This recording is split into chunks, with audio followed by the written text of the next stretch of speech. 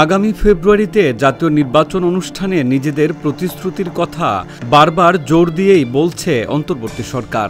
কিন্তু ভোটের লড়াই যারা করবে সেই রাজনৈতিক দলগুলোর কথার সুর যেন মিলছে না। বিভিন্ন ইস্যুতে বিএনপি, জামায়াতে ইসলামী, জাতীয় নাগরিক পার্টি সহ সামনের সারিতে থাকা দলগুলোর দূরত্ব যেন দিন দিন বাড়ছে।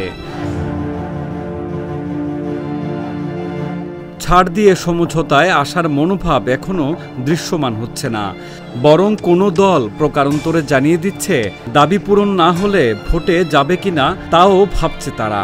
এমন পরিস্থিতিতে জাতীয় নির্বাচন হবে কিনা এই বিষয়ে এক ধরনের অনিশ্চয়তা দেখা দিয়েছে, এমনটা মনে করছেন বিশ্লেষকেরা। গবেষণা প্রতিষ্ঠান Bangladesh institute of peace and security স্টাডিজের প্রেসিডেন্ট মেজর জেনারেল অবসরপ্রাপ্ত আনম মনিরুজ্জামান আজকের পত্রিকাকে বলেন, নির্বাচন নিয়ে অনিশ্চয়তা আছে, এ অনিশ্চয়তা আরও বাড়বে। পরিস্থিতি সরকারের নিয়ন্ত্রণে নেই। কোন বিষয়ে মতবিরোধ বাড়ছে?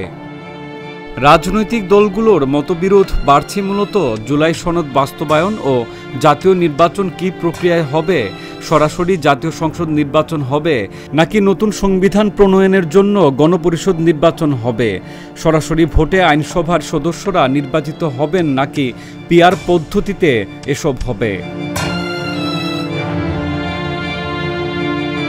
আবার জুলাই গণ অভ্যুত্থানের পক্ষগুলোর পরস্পরের মধ্যে আস্থার সংকট দেখা দিয়েছে।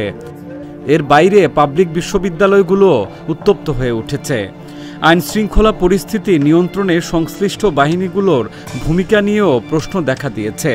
বিদ্যমান পরিস্থিতিতে প্রধান উপদেষ্টা মোহাম্মদ ইউনূস গত রোববার বিএনপি, জামায়াতে ইসলামী ও এনসিপির সঙ্গে আলাদা আলাদা কথা বলেছেন।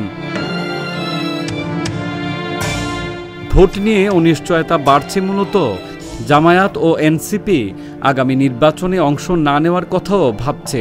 এই বিষয়টি প্রধান উপদেষ্টা ডক্টর মোহাম্মদ ইউনূসকে জানানো হয়েছে বলে নির্ভরযোগ্য সূত্রে জানা গেছে।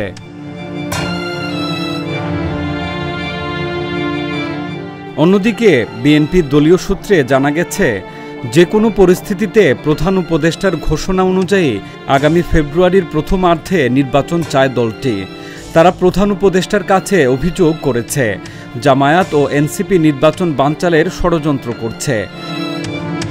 অন্যদিকে জামায়াত জুলাই সনদের আইনি ভিত্তি, নির্বাচনের সুষ্ঠু পরিবেশ ও পিআর না হলে নির্বাচন না করার আশঙ্কার কথা বলছে।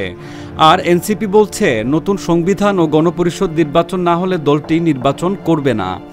দল দুটি প্রধান উপদেষ্টাকে বলেছে নির্বাচন নিয়ে বিএনপির তৎপরতা সন্দেহজনক। এমন পরিস্থিতিতে অনিশ্চয়তা কাটিয়ে ওঠার উপায় কি? এ প্রশ্নে বিশ্লেষক আনম মনিরুজ্জামানের মত, সরকারের উচিত যত তাড়াতাড়ি সম্ভব নির্বাচন দিয়ে নির্বাচিত সরকারের হাতে ক্ষমতা হস্তান্তর করা।